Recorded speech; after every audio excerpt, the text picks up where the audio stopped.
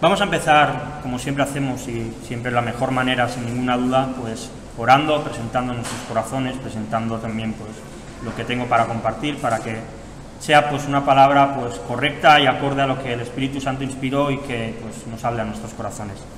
Señor, te damos muchas gracias porque en esta mañana podemos venir delante tuyo, Señor, y gracias porque, como hemos cantado, tú eres bueno, Señor, tú eres bueno y tu misericordia es para siempre, Señor, y en esta mañana también queremos que en medio de la predicación, en medio de la reflexión que vamos a hacer en tu palabra, tú te glorifiques, Señor, que tú te exaltes, que tu nombre sea el centro de todo el mensaje y que este nombre, Señor, impacte nuestra vida, Señor, que cambie nuestros corazones, que nos acerque a ti, Señor, confróntanos pues con nuestra infidelidad, con nuestra falta de fe, Señor, muchas veces, y aliéntanos, Señor, también para poder vivir esta vida cristiana que a veces pues es difícil, que a veces nos cuesta, Señor, pero en la cual sabemos que tú estás con nosotros acompañándonos, y esto nos da tranquilidad y nos da paz, Señor. Te alabamos y te damos gloria porque tú eres nuestro Señor y tú has prometido, Señor, pues guardarnos y cuidarnos todos los días. Amén.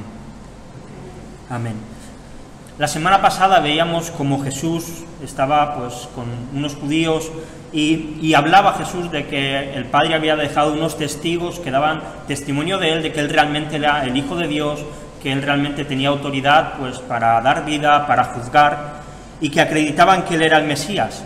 Y vemos que Jesús pues sale de Jerusalén y pasa el tiempo, y así que los que tengáis Biblia, pues ya sea físicamente o digitalmente, en el móvil, como queráis, si queréis, pues vamos a leerlo juntos.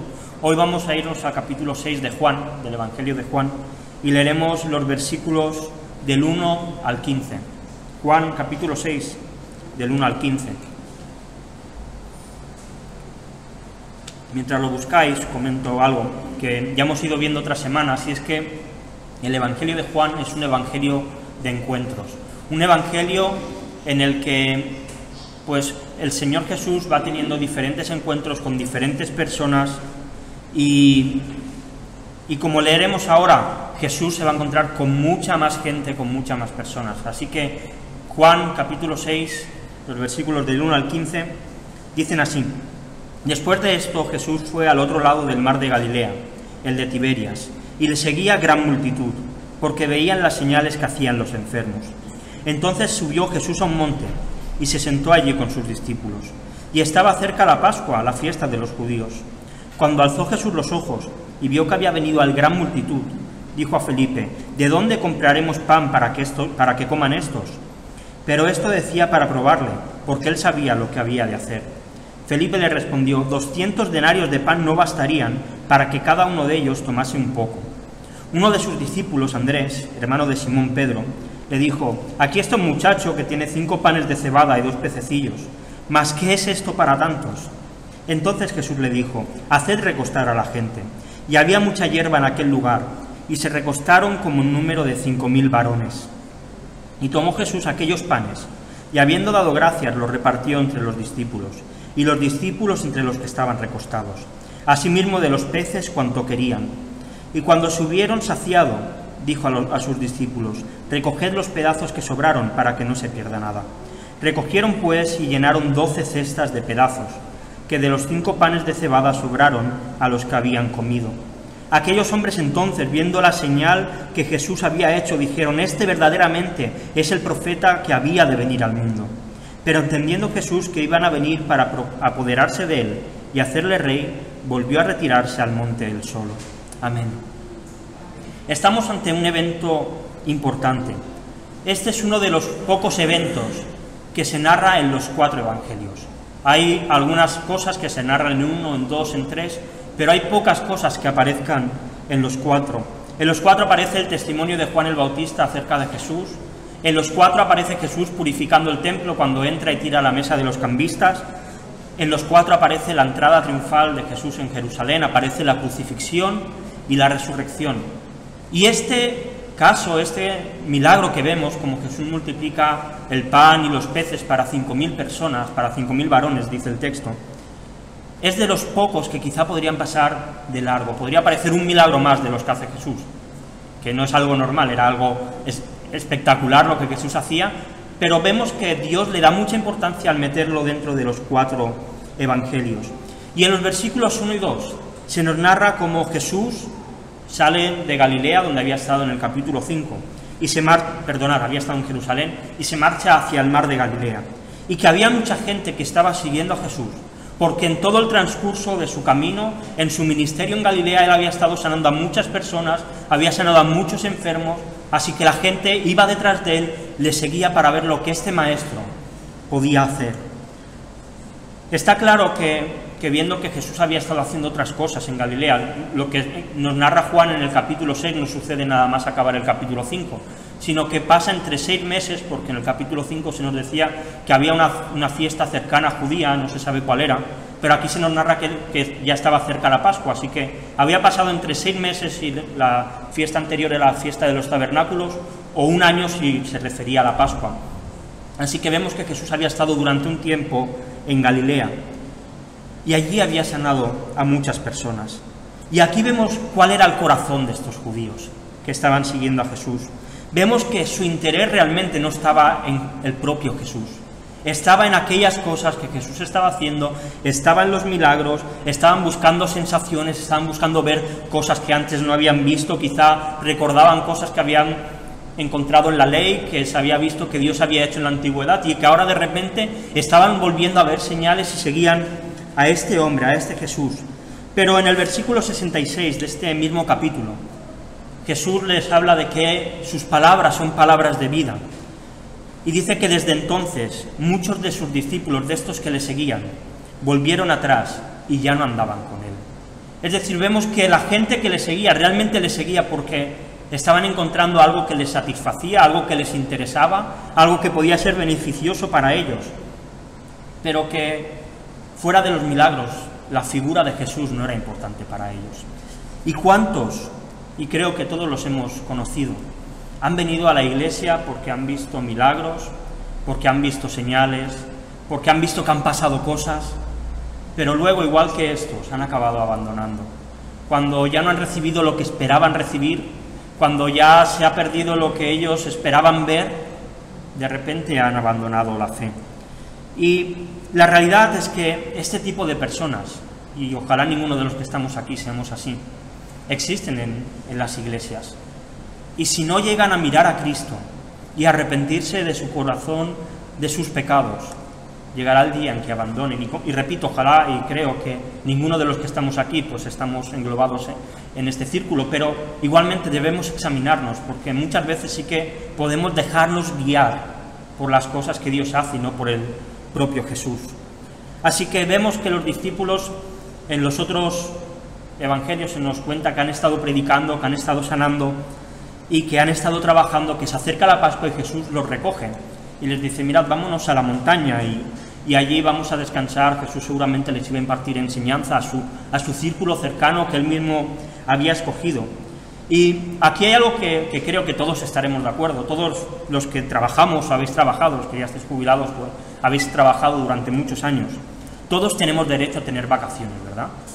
Todos durante el año, por el trabajo que hacemos, nos merecemos pues poder descansar 1, 2, 3, 4 semanas juntas, separadas, pero tener un tiempo de descanso en el que poder estar con la familia, en el que poder pues viajar. Hoy en día quizá viajar no sería algo muy recomendable, viendo cómo está la situación, pero todos merecemos tener un descanso, ¿verdad? Poder, pues, lo que os he dicho, pasar tiempo con la familia, con amigos, poder desconectar un poco de todo. Y esto parece muy lógico y muy obvio dentro de los trabajos, y no me gusta llamarle así, pero de los trabajos seculares, ¿verdad? De los trabajos que ocurren fuera de la iglesia. Pero a veces, no sé el por qué, nos cuesta entender que aquellos que trabajan en la iglesia también necesitan descansar. Jesús se llevó a sus discípulos aparte para que descansaran. Y para un pastor, y digo esto porque como yo no soy pastor, a veces a los pastores les cuesta decir esto porque parece como que se quieren escaquear. Como yo no soy pastor, me siento en la libertad de poder decirlo. También necesitan descansar. Todos nosotros tenemos, si trabajamos 1 o 2 días a la semana de descanso. Normalmente el domingo, a no ser que tengas un trabajo pues rotativo y tal, todos descansamos el domingo. Para un pastor el domingo es el día de más trabajo. Es el día que más tiene que trabajar, que más tiene que esforzarse durante toda la semana para preparar y para trabajar. Ellos también necesitan vacaciones. Ellos también necesitan tener un día de descanso. Y creo que es una mala práctica que las iglesias en general tienen y que se debería definir tanto por el pastor como por la iglesia, un día de descanso semanal para ellos.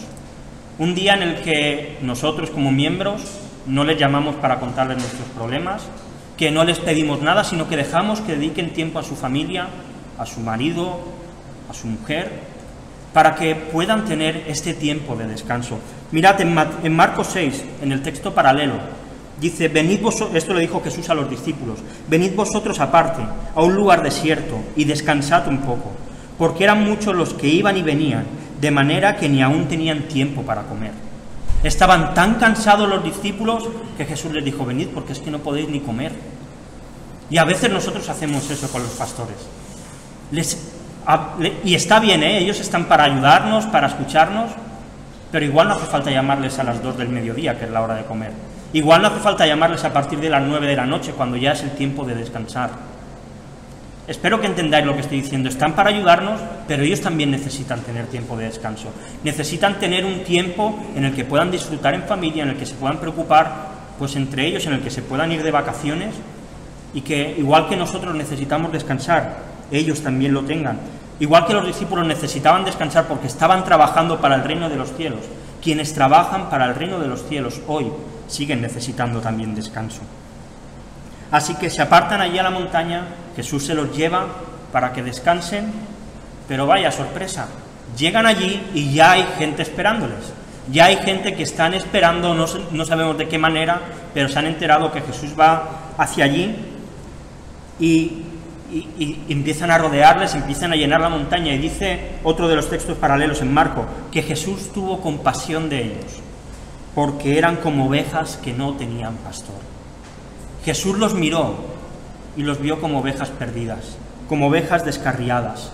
Y dice que entonces empezó a predicarles, que empezó a sanar a muchos enfermos que habían allí. Tanto así que se les dio la noche, se empezó a hacer de noche. Y los discípulos le dicen a Jesús, bueno, Jesús, empieza a despedir a estos que se vayan porque tendrán que comer, tendrán que alimentarse, no tenemos nada para darles. Y entonces Jesús mira a Felipe, uno de sus discípulos, y le hace una pregunta. ¿De dónde compraremos pan para que coman estos?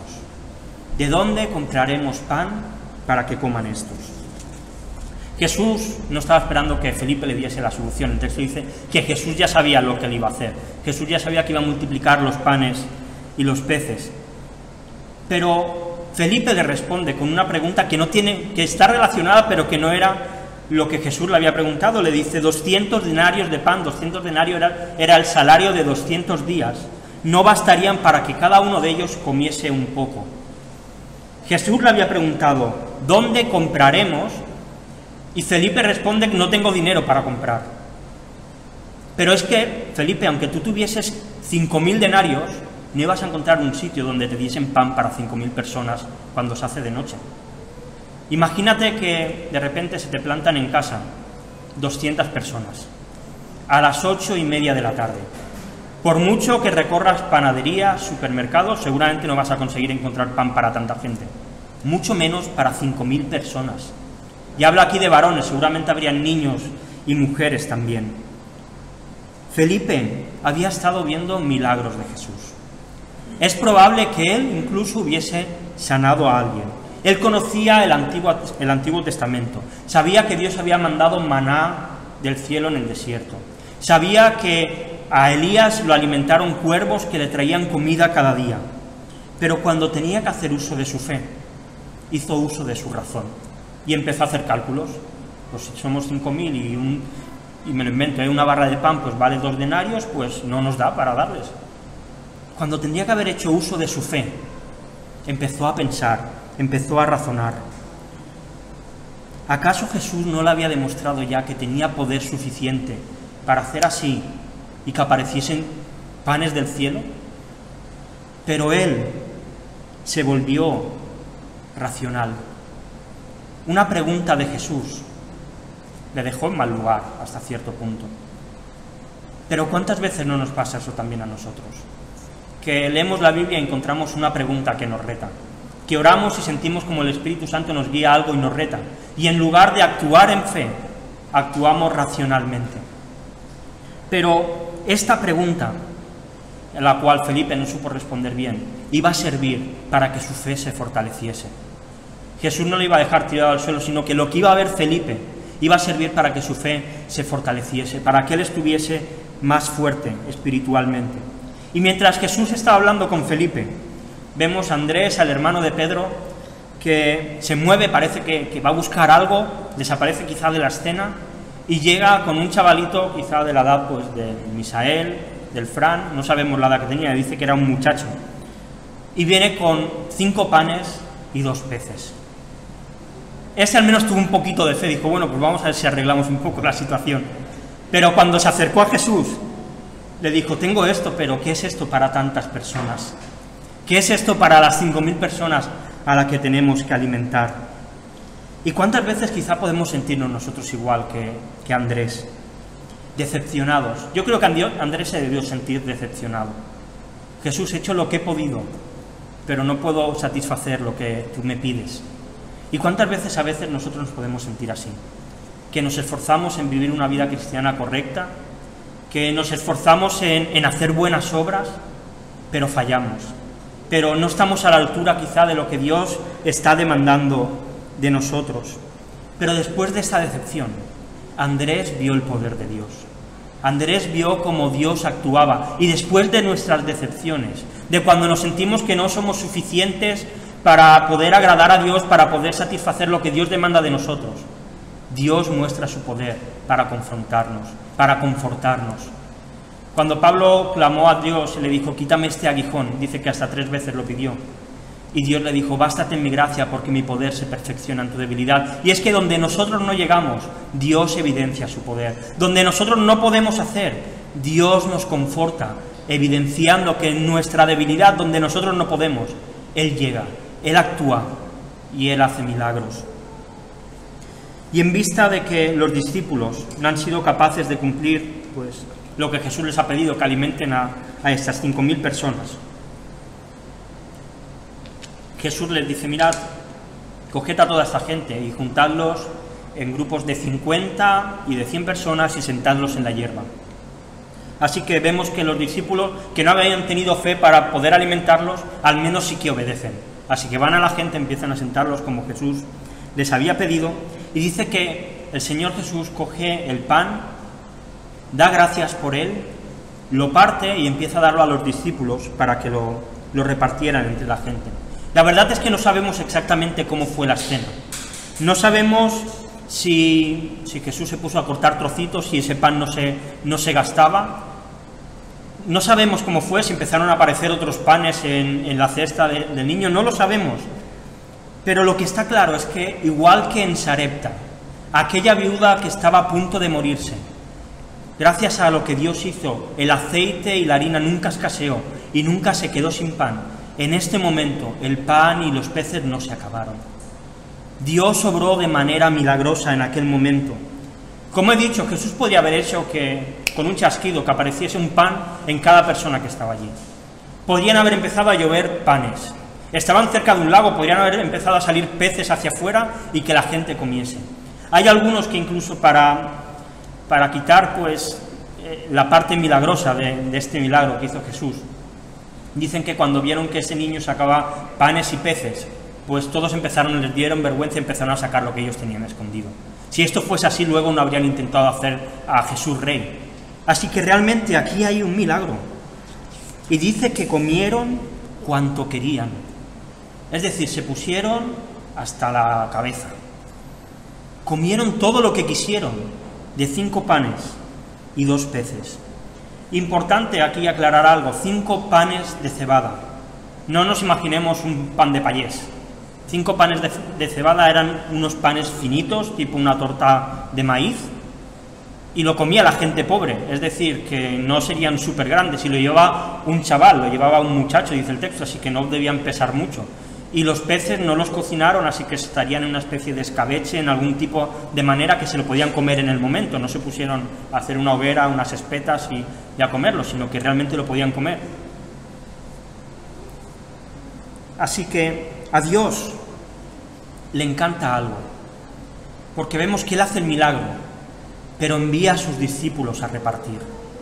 A Dios le encanta mostrar su poder por medio de personas imperfectas como los discípulos y como tú y yo. A Dios le gusta utilizar a los seres humanos que le fallamos, que somos infieles, que éramos sus enemigos, para hacer cosas extraordinarias. Personas que se ven incapaces de hacer la tarea que Dios nos encomienda, pero aún así Dios nos utiliza. Pero hay algo más que me llama la atención.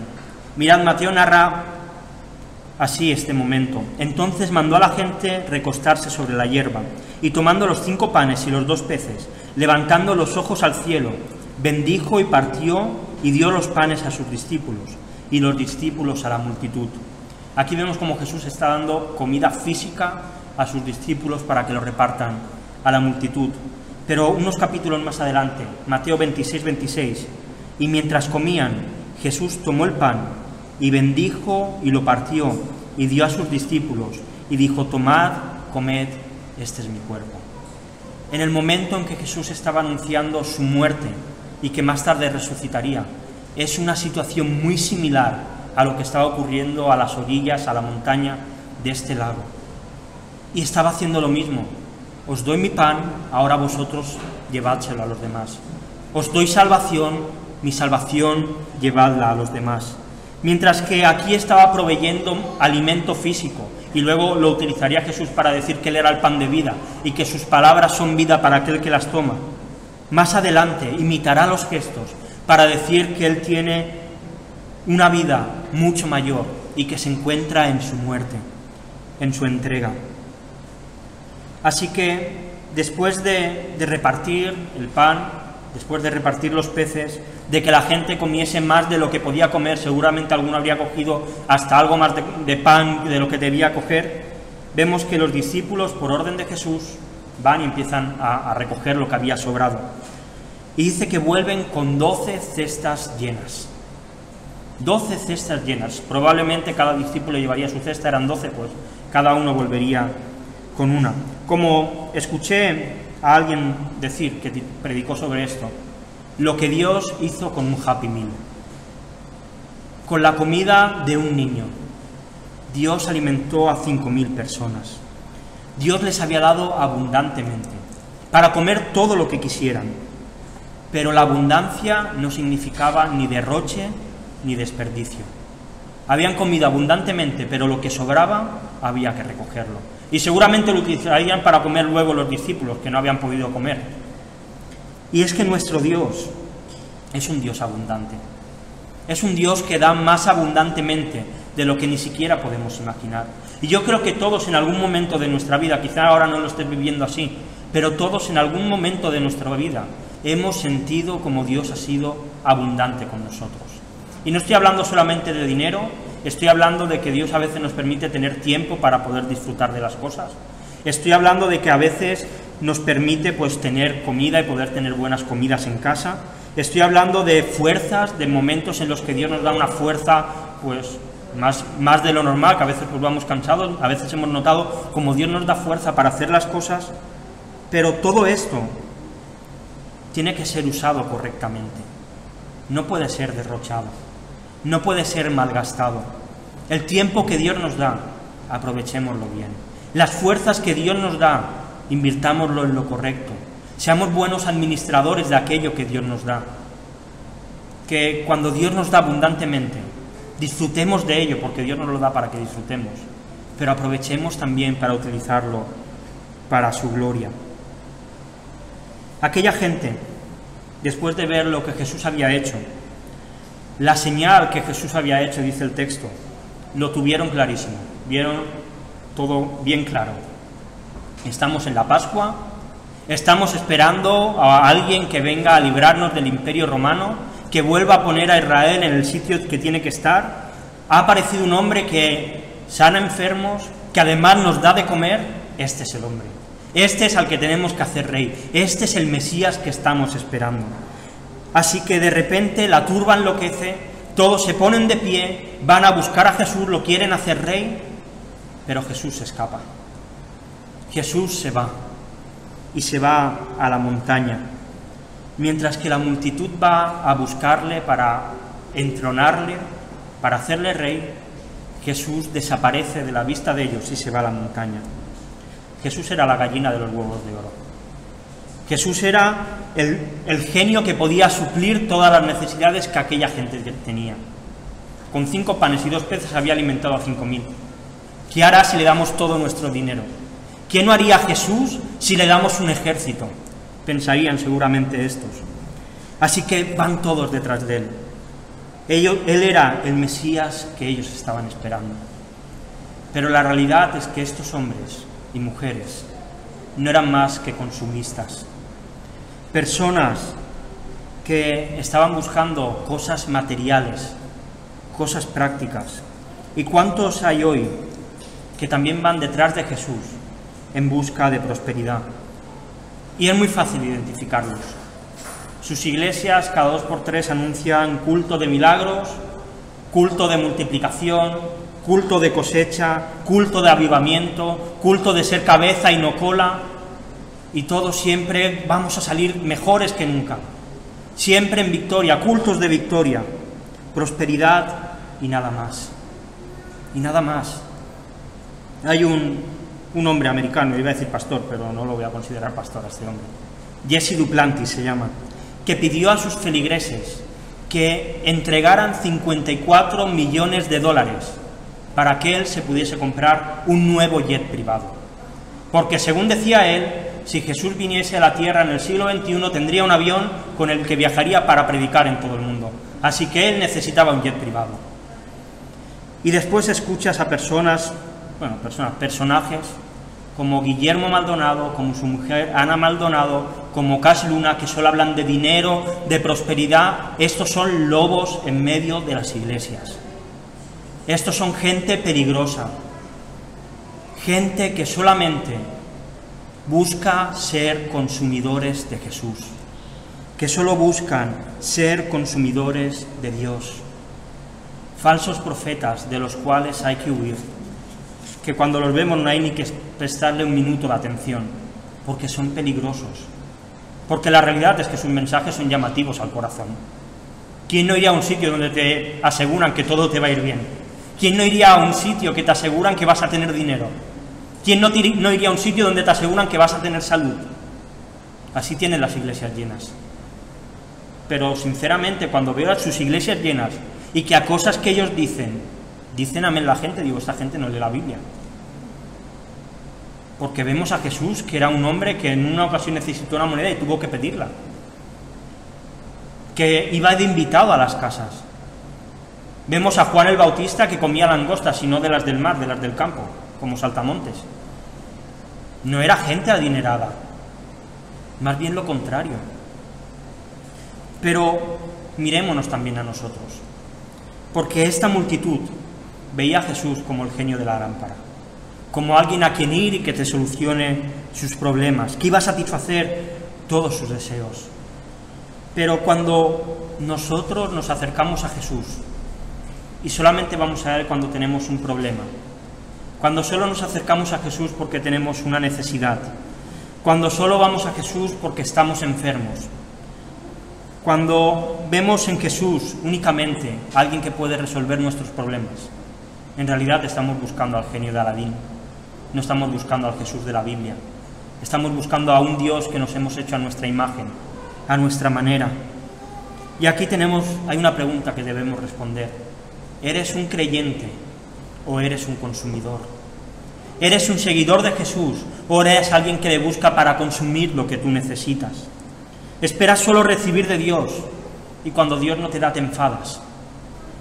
Pues ahora no oro, pues ahora no me das lo que quiero, ya no voy a la iglesia, ya no leo la Biblia, ya no tomo la Santa Cena, como si Dios necesitase algo de nosotros, si todo eso es beneficio para nosotros. Cuidado con ser consumidores de Jesús y no vivir vidas sometidas a su señorío. Vidas que cuando las cosas van mal seguimos diciendo Dios es bueno y para siempre su misericordia. Vidas que en medio de los problemas y de las dificultades siguen diciendo gracias Señor por las cosas que vienen. Y qué difícil es esto. Y muchas veces sin darnos cuenta nos convertimos en gente como estos judíos, que buscamos a Dios solo porque nos puede dar algo. Y he hecho mi oración como una moneda que cae en una máquina de vending y me cae la Coca-Cola, me cae lo que espero. Ojalá que el Señor nos ayude a no ser de esta manera, sino a ser seguidores fervientes, seguidores que le buscan de día y de noche, que le alaban y le adoran en todo lo que hace. Y acabo ya. En esta mañana hemos visto un gran milagro, un milagro que dio de comer a más de 5.000 personas, que dejó boquiabiertos a la multitud que había alrededor de Jesús y también a sus discípulos, que no esperaban que Jesús actuara de esta manera.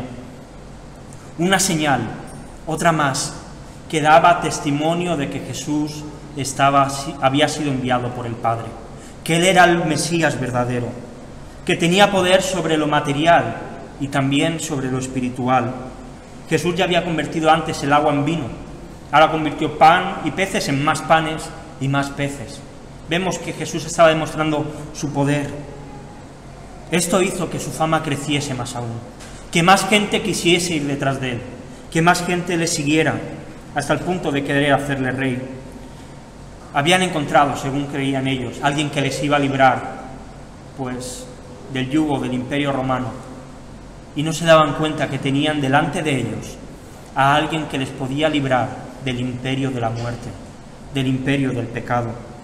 Pero este no era el plan de Jesús, todavía no. El día que vuelva sí que será su plan, y entonces implantará totalmente, aunque ya está en parte, el reino de Dios. El reino de Dios ya está en parte, pero todavía no ha sido completado y lo será cuando Jesús vuelva.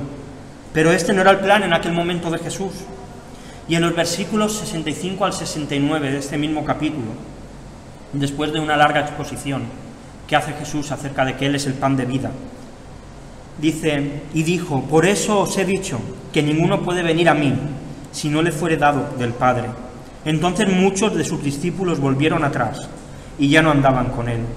Y entonces Jesús se gira a los 12 y les dice, ¿queréis acaso iros también vosotros? Le respondió Simón Pedro, Señor, ¿a quién iremos? Tú tienes palabras de vida eterna, y nosotros hemos creído y conocemos que tú eres el Cristo, el Hijo del Dios viviente. Jesús había sido muy duro con aquellos que le estaban siguiendo. Aquí estaba Jesús en la sinagoga en Capernaum. Había sido muy duro y muchos desertaron. Y se giró a sus discípulos, a los 12, y les dijo, ¿queréis iros vosotros también? Ahí tenéis la puerta, marcharos, no pasa nada. Pero Pedro contestó de una manera que espero que todos nosotros respondamos igual. Señor, ¿a quién iremos si solo tú tienes palabras de vida? Señor, ¿a quién vamos a ir si tú eres lo mejor? Señor, estoy en medio de dificultades, pero ¿a quién voy a ir si en ti encuentro gozo? ¿A quién voy a ir si en ti tengo paz? Aunque no resuelvan la situación, Señor, ¿a dónde voy a ir si en ti estoy protegido? Que el Señor nos ayude a responder de esta manera. No olvidemos, tenemos un Dios que da abundantemente y que da cuando quiere, y que si no nos diese nada con habernos dado su muerte y resurrección, es más que suficiente. Vamos a orar. Señor, gracias porque en esta mañana hemos podido ver cómo tu poder no tiene límite, Señor, como donde nuestro raciocinio, Señor, y a veces nuestra fe no llegan, tú nos sorprendes, Señor, y gracias por querer usar tantas veces instrumentos inútiles como nosotros para tu trabajo, Señor, y para tu obra. Y Señor, como dijo Pedro, ¿a dónde iremos, Señor? ¿A dónde podemos ir si tú tienes palabras de vida? ¿A dónde podemos ir si tú tienes gozo y paz, Señor? ¿A dónde podemos ir si tú eres la verdad? Y queremos, Señor, en esta mañana glorificarte y honrarte porque tú eres nuestro Salvador, porque tú nos has dado vida, Señor, y nos la has dado en abundancia. Y por eso queremos glorificarte y honrarte, Señor, con nuestras vidas y con nuestras palabras. Señor, gracias porque tú nos has dado un alimento superior al que podemos obtener en esta tierra y porque tú eres nuestro Señor. Gracias, Jesús, y recibe hoy nuestra alabanza y nuestra adoración de labios, Señor, que te honran, de corazones humillados ante ti, que te quieren bendecir y quieren exaltar tu nombre, Jesús. Amén.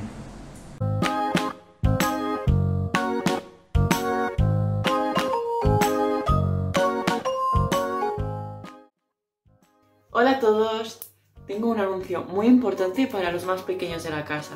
A partir del domingo 13 de septiembre habrá una sección especial para todos vosotros en YouTube. Así que estad muy atentos porque seguiremos informando. ¡Un besito!